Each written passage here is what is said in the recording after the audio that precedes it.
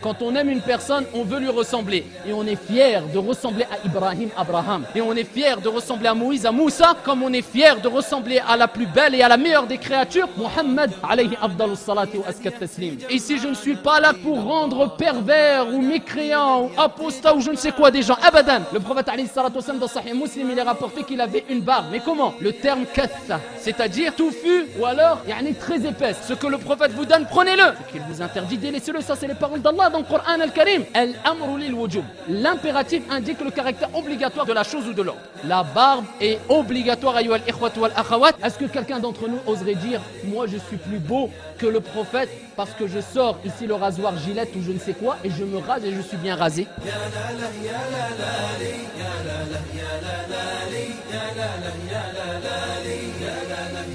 الحمد لله وحده وأصلي وأسلم على نبينا محمد وعلى آله وصحبه أجمعين أما بعد.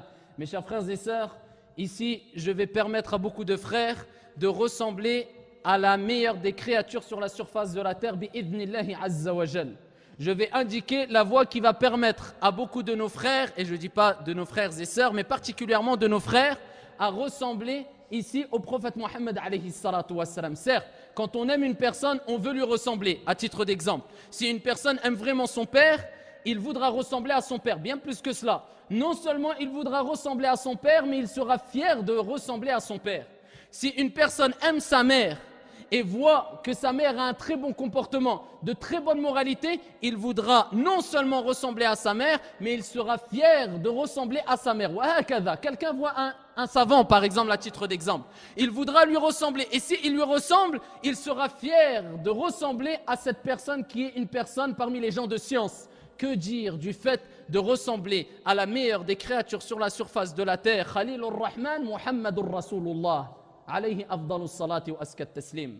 C'est pour ça, ayyuha al-ikhwat wal akhawat, comme j'ai dit précédemment, je vais permettre bi'idnillahi azza wa jal, s'il y a des frères et des sœurs qui n'ont jamais entendu ces preuves du Coran et de la Sunna ou qui ne les avaient pas compris comme ils se doivent, je vais permettre aux frères particulièrement bien sûr de ressembler ici au prophète Muhammad alayhi salatu wassalam à travers ici une caractéristique qu'avait le prophète alayhi salatu wassalam concernant son physique. Al-lihya, c'est ce qu'on appelle en français la barbe, ayyuha al-ikhwat wal akhawat.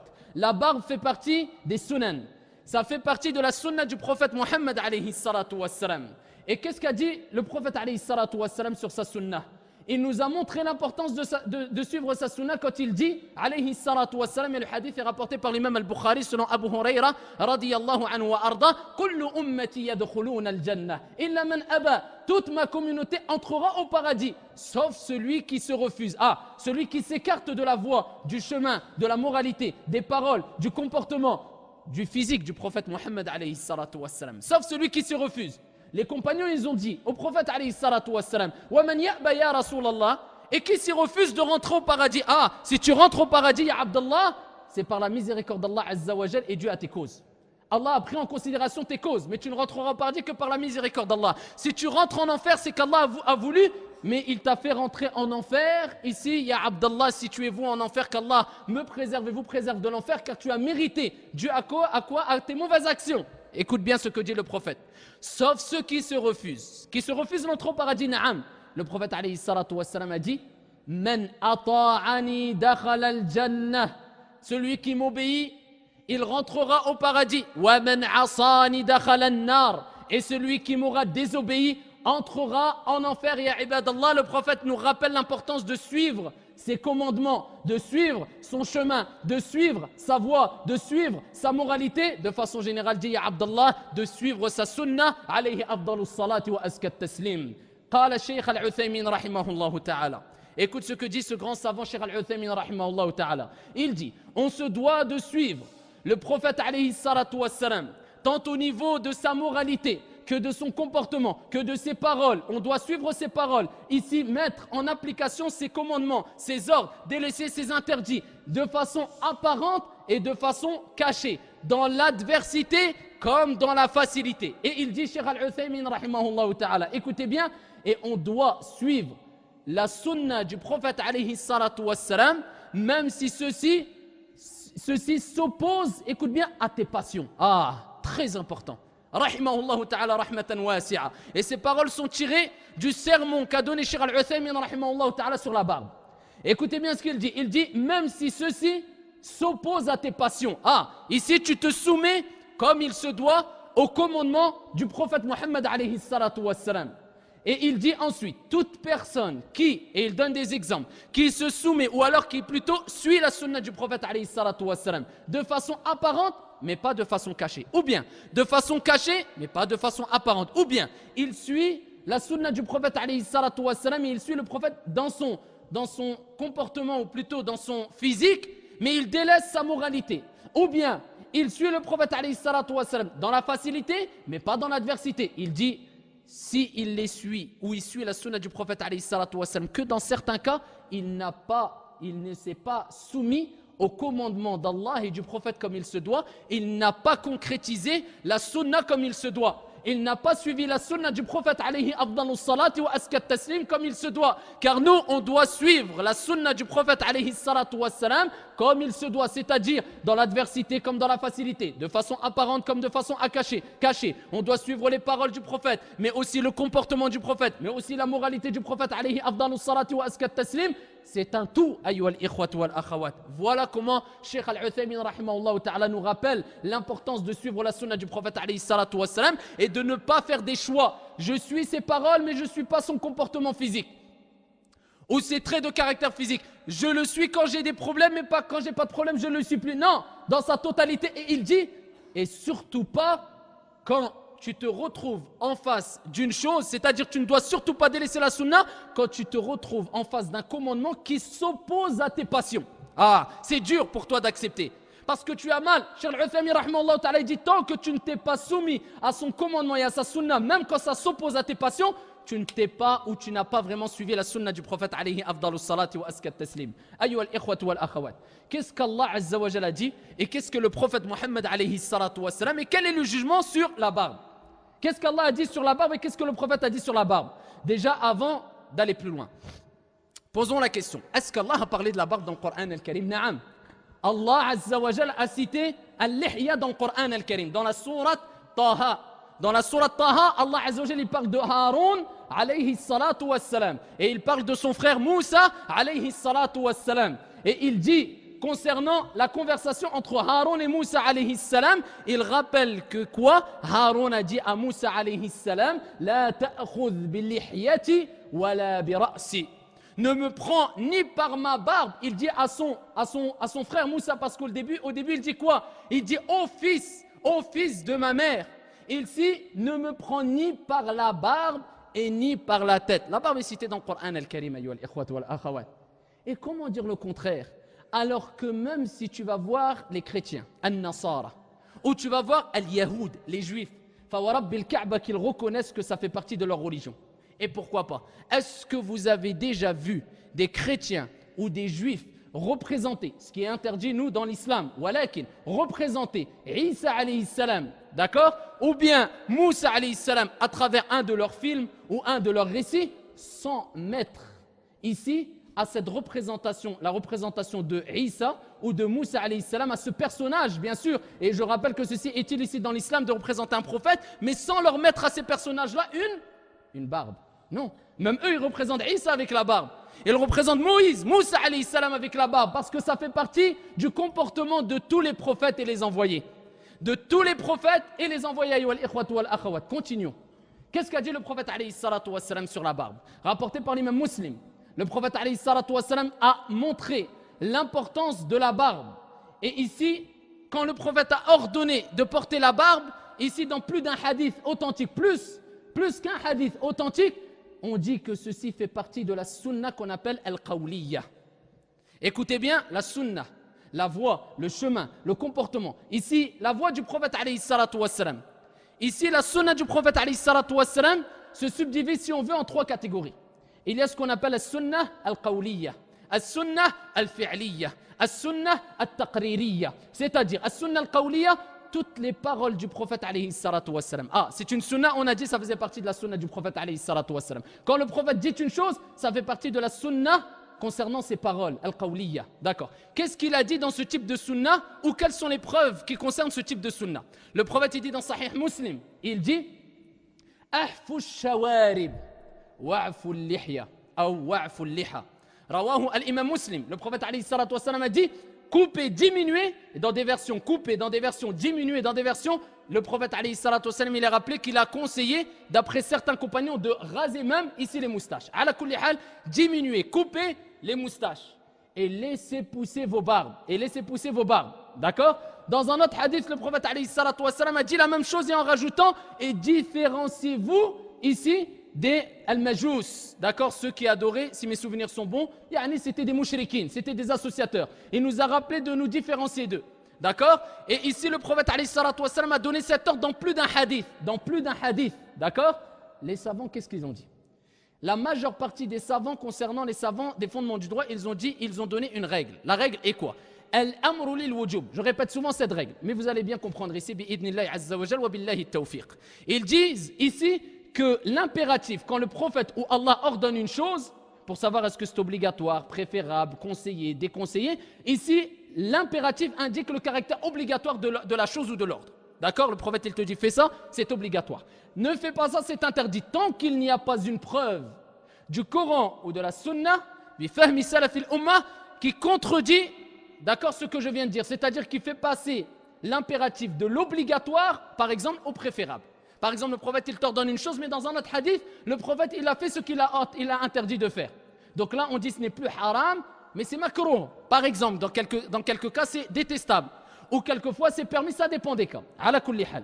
Ici, il n'y a aucune preuve qui contredit l'ordre du prophète, alayhi salatu wassalam, ni du Coran, ni de la Sunna. Donc nous disons, tant que le prophète l'a ordonné, ça reste obligatoire. Celui qui dit ce n'est pas obligatoire, qul hatu burhanakum in kuntum sadiqin. Aussi simple que ça.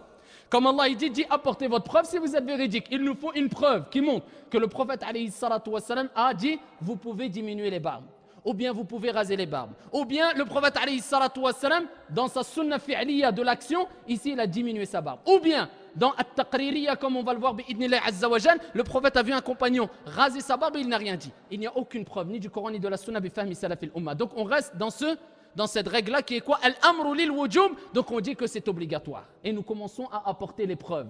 Et nous commençons à apporter ici les preuves. Quelqu'un va nous dire, oui, mais c'est le jumhur, c'est pas al-ijma'. Billahi alayk. Écoute-moi bien. Si toi, demain, tu dis à ton fils, ici, fais ceci. Voilà, khlas, tu lui dis, fais ceci. Donne-moi la cuillère, donne-moi le verre. Et il ne t'obéit pas. Qu'est-ce que tu vas dire? Mon fils m'a certes désobéi. Naam, tu vas dire mon fils m'a certes désobéi. Ou alors tu vas dire non, walakin c'était mieux qu'il me donne, s'il ne m'a pas donné, c'est pas grave. Non, tu vas me dire, tu me désobéis. Si ton fils te désobéit. Que dire de toi envers le prophète alayhi salatu wassalam? Imagine le prophète est devant toi, il te dit fais ça. Est-ce que billahi alayk tu oserais de dire ouais mais ya Rasulallah, c'est peut-être pas obligatoire, c'est pas grave, bon je le fais pas. Billahi alaykum, celui qui est sincère et véridique au fond de lui, il répond à cette question. Est-ce qu'un d'entre nous oserait dire au prophète walakin ya Rasulallah, je peux pas le faire maintenant ou je veux pas le faire maintenant, ou peut-être c'est pas obligatoire. Si le prophète il te dit écoute, ahfu al-liha, ou afwan, ahfu al-shawarib, wa ahfu al-liha. Le prophète il dit ça devant une assemblée. Billahi alaykum, si vous avez le prophète en face de vous, qui d'entre nous oserait dire non, je le fais pas? Donc la preuve que quoi, ayyuhal ahbab, c'est très clair et très logique, ayyuhal ahbab, que ici l'impératif indique le caractère obligatoire de l'acte d'adoration que le prophète alayhi salatu wassalam a indiqué. Continuons billahi alaykum. Ici, regardez ce que le prophète alayhi salatu wassalam dit concernant la sunna, ce qu'on appelle al-fi'liya. Et comment le prophète plutôt était concernant cette sunna, c'est-à-dire la sunna d'action. Comment le prophète alayhi salatu wassalam a agi concernant ce sujet qui est la barbe. Est-ce qu'il l'avait ou est-ce qu'il ne l'avait pas? Rapporté par l'imam Muslim. Et il y a plus d'un hadith authentique. Et je vous envoie ici au livre de Sahih Muslim par exemple, ici dans le chapitre concernant At-Tahara, la purification. Ou allez voir dans Sahih Al-Bukhari. Et il suffit de rester que dans As-Sahihain, Al-Bukhari ou Muslim, vous allez voir toutes les preuves qui nous montrent le caractère obligatoire de la barbe. Écoutez et suivez avec moi. Le prophète alayhi salatu wassalam dans Sahih Muslim, il est rapporté qu'il avait une barbe. Mais comment?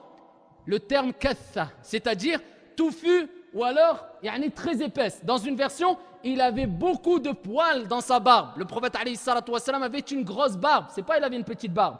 Il avait une grande et une grosse barbe. Alayhi afdalus salati wa askat taslim. Ceux qui disent walakin la barbe, on n'est plus trop beau quand on a la barbe. Nous disons est-ce que tu es plus beau que le prophète Mohammed alayhi salatu wassalam? Est-ce que quelqu'un d'entre nous oserait dire « Moi, je suis plus beau que le prophète parce que je sors ici le rasoir Gillette ou je ne sais quoi et je me rase et je suis bien rasé » Billahi alaykum. Wa sadaqat radiyallahu ta'ala anha wa ardaha Aisha. Elle a certes dit vrai Aisha quand elle a dit « Ayyuhal ikhwatu wal akhawat, subhanalladhi, gloire à celui, alladhi zayyana wujuha ar-rijala bil-lihya, ou bil-liha. » Gloire à celui qui a orné, qui a embelli le visage des hommes avec la barbe. C'est Aïcha qui le dit, c'est une femme, ayyuhal ikhwatu wal akhawat. Est-ce que vous n'allez pas prendre le conseil d'une femme vertueuse, pure, l'épouse du prophète Mohammed alayhi afdalus salatu wa askat taslim? Donc ceci, ce que tu nous apportes, c'est fondé ni sur le Coran, ni sur la Sunna, mais c'est fondé malheureusement sur ce qu'on appelle al-hawa, les passions ou les plaisirs, si tu veux, ya Abdallah. Donc le prophète alayhi salatu wa salam, il faut savoir bi ijma'il ulama, à l'unanimité des savants, à l'unanimité des compagnons radiyallahu anhum wa ardahum, kana sahib al-lihya. Le prophète alayhi salatu wa salam avait la barbe, ayyuhal ahbab, il n'y a pas un compagnon qui a décrit le prophète alayhi salatu wa salam en disant il n'avait pas de barbe ou il avait une toute petite barbe. Abadan.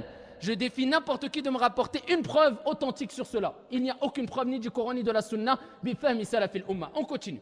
Donc le prophète alayhi salatu wa salam l'a ordonné. C'est le sunnah al-qawliya.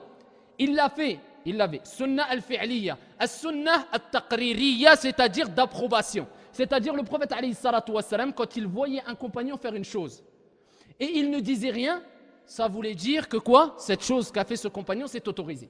C'est accepté en islam, c'est licite, c'est légiféré, c'est permis. On est d'accord. Et quand il voyait un compagnon faire une chose et qu'il lui interdisait, ça c'est clair. Donc ça passait directement dans la sunnah al-qawliya, parce qu'il le disait clairement avec la bouche. Voilà, quand il voyait une chose et il ne disait rien, ça fait partie de la sunna d'approbation. Ici, est-ce que le prophète alayhi salatu wa salam a approuvé quand il a vu des compagnons venir sans barbe? Abadan ayyuhal ahbab. Et pourquoi pas? Alors qu'il est rapporté dans le hadith de Abu Daoud. Et Cheikh al-Albani l'a jugé bon, Hassanahu al-Albani rahimahullah ta'ala, où il y a deux hommes qui sont venus, deux hommes envoyés. Ce n'est pas des envoyés d'Allah, non, deux hommes envoyés par Kisra. D'accord, par Kisra, cet empereur qui était ici, qui n'était pas musulman. Ils ont été envoyés au prophète Mohammed alayhi salatu wassalam. Quand ils sont rentrés pour voir le prophète alayhi salatu wassalam, qu'est-ce qu'a fait le prophète billahi alaykum? Et maintenant, mets-toi à leur place. Mets-toi à leur place. Ce n'étaient pas des compagnons, c'était des gens envoyés par qui? Par Kisra. A'rada anhuma wa la hawla wa la quwwata illa billah. Le prophète s'est détourné d'eux, il n'a même pas voulu les regarder. Est-ce que tu aurais honte ou pas de rencontrer le prophète après avoir entendu ce hadith jugé bon par Cheikh al-Albani, de rencontrer le prophète sans barbe? Alors que le prophète, il n'a même pas voulu les voir. Et ensuite on dit, on aime le prophète, on chérit le prophète. Ya Abdallah, peut-être le prophète n'aurait même pas voulu te voir. Ad-dalil, Hassanahu al-Albani, rawahu Abu Daoud. Il s'est détourné d'eux, il n'a même pas pu les voir. Il n'a même pas voulu les voir. Et le prophète, il leur a dit, mais Man amarakum bihadha, qui vous a ordonné de faire cela? C'est-à-dire de quoi? De raser vos barbes. Ils ont dit, c'est notre Seigneur, c'est notre maître, qui sera? Et le prophète alayhi salatu wassalam, il dit, amma ana, concernant moi, il a pris sa barbe alayhi afdalus salatu wa askat taslim avec sa main et il a dit, ça c'est Allah azza wa jal qui me l'a ordonné. Ça c'est Allah, mon Seigneur tabaraka wa ta'ala qui me l'a ordonné, ayyuhal ikhwat wal akhawat. Est-ce que le prophète il a approuvé de voir des gens sans barbe? Abadan ayyuhal ikhwat wal akhawat.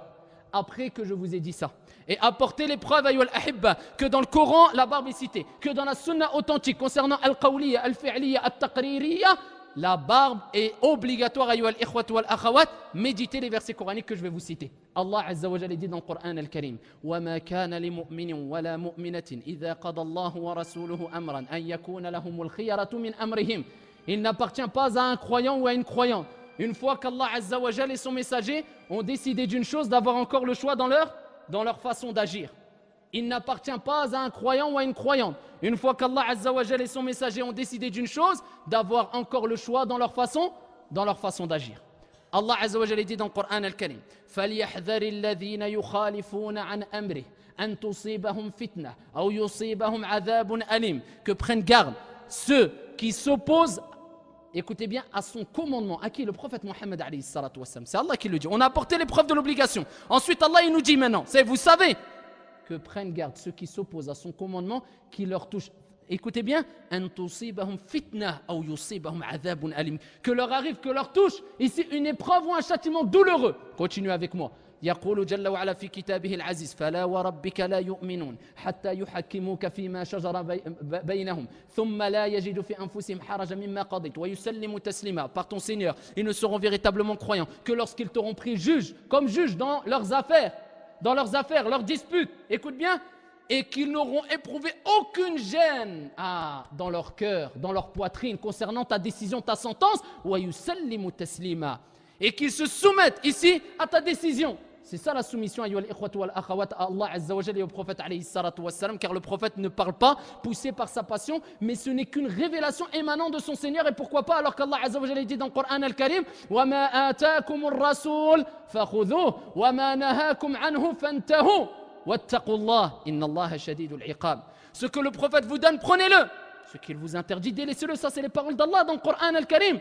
Et qu'est-ce qu'il dit Allah Azza wa Jal? Wattaqullah, et craignez Allah. Inna Allah shadidul iqab. Allah est certes dur en punition, ayyuhal ikhwat wal akhawat. Allah te met en garde que quand tu entends Qala Allah wa qala ar-Rasul, Allah a dit, le prophète a dit, tu te détournes. Ou alors tu fais devancer tes passions sur la vérité. Et cette vérité n'est autre que quoi? Al-Qur'an wa sunna bi fahmi salafil umma, ayyuhal ikhwat wal akhawat. Donc prenez garde, mes chers frères et sœurs, de vous détourner ici de la vérité. Et prenez garde de suivre vos passions. Et ici, je ne suis pas là, comme j'ai dit précédemment, en langue arabe dans la première partie du sermon, pour rendre pervers ou mécréant ou apostat ou je ne sais quoi des gens. Abadan.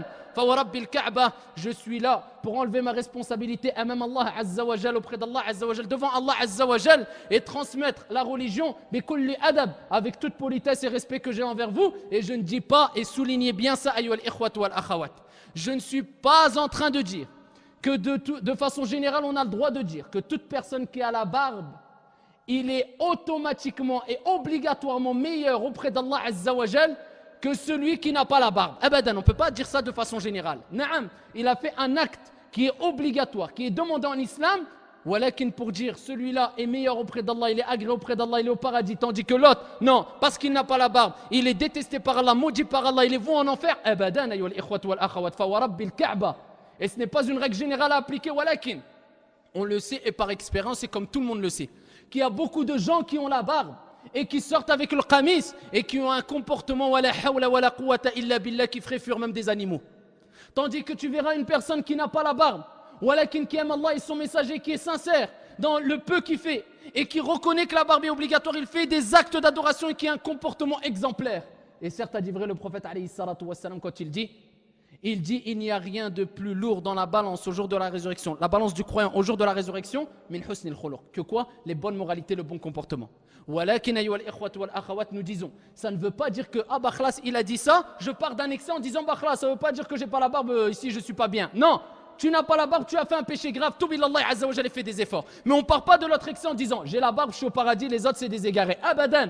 Nous, on n'est pas là pour accuser l'un et l'autre. On est là pour montrer la vérité avec tout respect et le meilleur des comportements et sans craindre ici les réflexions des gens des passions ou des gens des plaisirs. Nous, on applique la sunna tout en étant fiers. Et on est fiers de dire aux gens, ressemblez au prophète Mohammed alayhi salatu wassalam. Et insha'Allah ta'ala, kama qala al-Mustafa, man mata ala shay'in bu'itha alayhi, celui qui meurt sur une chose, dans une situation, il ressuscitera dans la même situation. On est fiers de leur dire bi'idhnillahi azza wa jal. Celui qui meurt avec la barbe, et quand toi tu verras la personne ici qui est décédée et qui avait la barbe, sache que bi'idhnillahi azza wa jal, il ressuscitera auprès de son Seigneur jalla jalaluhu en ressemblant au prophète Mohammed alayhi salatu wassalam, avec la barbe ayyuhal ikhwat wal akhawat, avec la barbe ayyuhal ahibba. Celui qui va nous dire maintenant walakin, il y a un problème. C'est quoi le problème ya akhil habib? Walakin, moi je fais encore des péchés, je fais des petites erreurs, etc.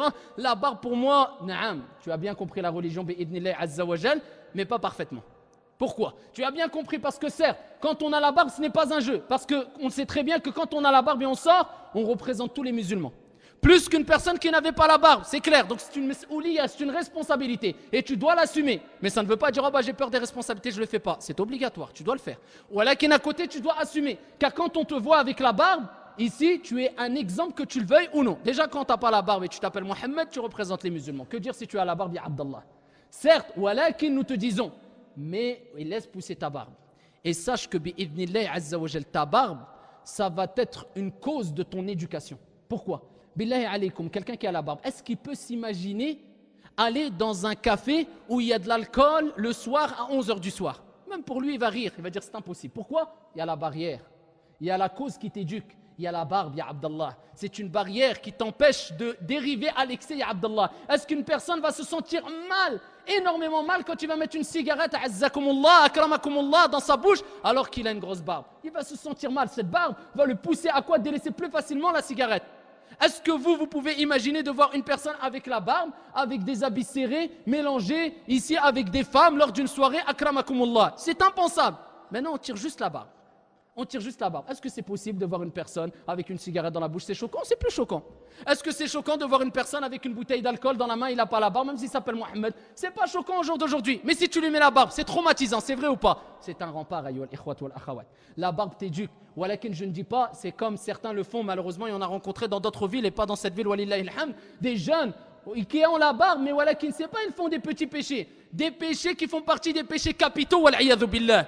Soit ils vendent de la drogue, ou soit ils arnaquent jour et nuit, ou soit ici ils font az-zina, ou ils boivent de l'alcool.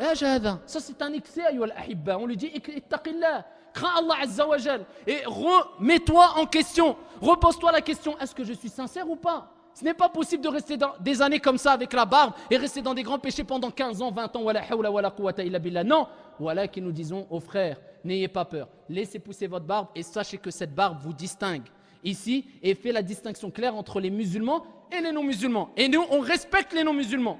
Et on n'impose pas de force aux gens à mettre la barbe. Abadan. Comme on respecte la religion de tout à chacun. Et nous-mêmes, on respecte les prophètes ici, que les chrétiens et les juifs reconnaissent encore plus que eux-mêmes. Pourquoi? Et on montre à travers notre application qu'on les aime encore plus que eux-mêmes. Pourquoi? On avait bien dit, et même les non-musulmans, les juifs et les chrétiens vous diront que Isa avait la barbe, Moussa avait la barbe. Donc quand tu aimes vraiment une personne, tu fais tout pour l'imiter. Nous, on dit, on respecte Isa alayhi salam, et on respecte Moussa alayhi salam, comme on respecte Mohammed alayhi salatu wassalam, et le reste des prophètes et des envoyés, tout simplement en prouvant ceci à travers nos actions, en montrant, on est fiers de ressembler à Jésus, à Isa alayhi salam. Et on est fiers de ressembler à Ibrahim, Abraham. Et on est fiers de ressembler à Moïse, à Moussa, comme on est fiers de ressembler à la plus belle et à la meilleure des créatures, Muhammad, alayhi afdalus salati wa askat taslim. Donc c'est une fierté, ayyuhal ahbab, et on doit être fiers. Et à nous, quand on met la barbe, de changer les mentalités des gens. Parce que les gens, quand ils voient un barbu, ils pensent à quoi? Barbu, terrorisme, bombe, etc. Subhanallah, à nous de leur montrer. On est fiers de notre religion. Nous ne sommes pas des terroristes. Nous respectons les musulmans et les non-musulmans. Walakin, comme on vous respecte, vous devez nous respecter. Vous avez vos principes, on a nos principes. Lakum dinakum waliya din. À vous votre religion, à nous notre religion. Ce n'est pas une agression le fait de sortir avec la barbe. Au contraire, c'est une fierté, ayyuhal ikhwat wal akhawat. On doit être fier de cette barbe. Et quand on la porte, on doit montrer le meilleur des exemples. Et on doit être fier de pouvoir, bi'idnillahi azza wa jal, avoir l'honneur de ressusciter au jour de la résurrection, comme a ressuscité Muhammad alayhi salatu wassalam, ou plutôt comme il va ressusciter Muhammad alayhi salatu wassalam, c'est-à-dire avec al-lihya, avec la barbe. Wallahu ta'ala a'lam wa ahkam. Allahumma arina al-haqqa haqqan warzuqna ittiba'a wa arina al-batila batilan warzuqna ijtinaba.